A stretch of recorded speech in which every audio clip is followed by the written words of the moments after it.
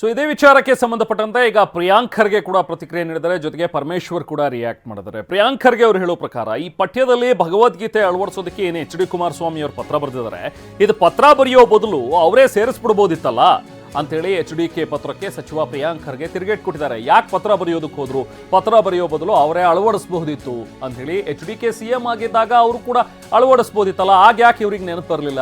ಭಗವದ್ಗೀತೆಯೂ ಹೊಸದಲ್ಲ, ಅವರೂ ಹೊಸಬರಲ್ಲ ಅಂತೇಳಿ H D K ಪತ್ರಕ್ಕೆ ಸಚಿವ ಪ್ರಿಯಾಂಕ್ ಖರ್ಗೆ ತಿರುಗೇಟ್ ಕೊಟ್ಟಿದ್ದಾರೆ. ಮತ್ತೊಂದು ಕಡೆ ಇದೆಲ್ಲ ಕೇಂದ್ರ ಸರ್ಕಾರಕ್ಕೆ ಬಿಟ್ಟು ವಿಚಾರ ಅಂತ ಪರಮ ಅವರು ಜಾರ್ಕೊಂಡಿದ್ದಾರೆ.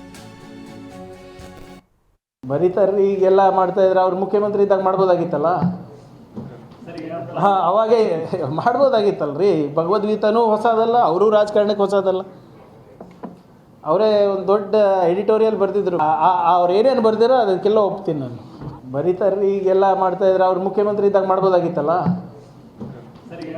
ಅವಾಗೇ ಮಾಡ್ಬೋದಾಗಿತ್ತಲ್ರಿ. ಭಗವದ್ಗೀತಾನೂ ಹೊಸದಲ್ಲ, ಅವರು ರಾಜಕಾರಣಕ್ಕೆ ಹೊಸದಲ್ಲ.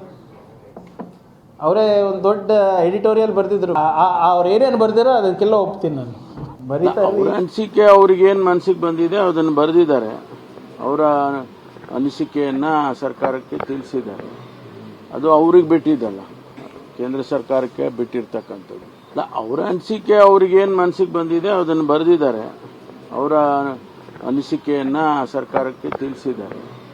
ಅದು ಅವ್ರಿಗೆ ಬಿಟ್ಟಿದ್ದಲ್ಲ, ಕೇಂದ್ರ ಸರ್ಕಾರಕ್ಕೆ ಬಿಟ್ಟಿರ್ತಕ್ಕಂಥದ್ದು. ಅಲ್ಲ, ಅವರ ಅನಿಸಿಕೆ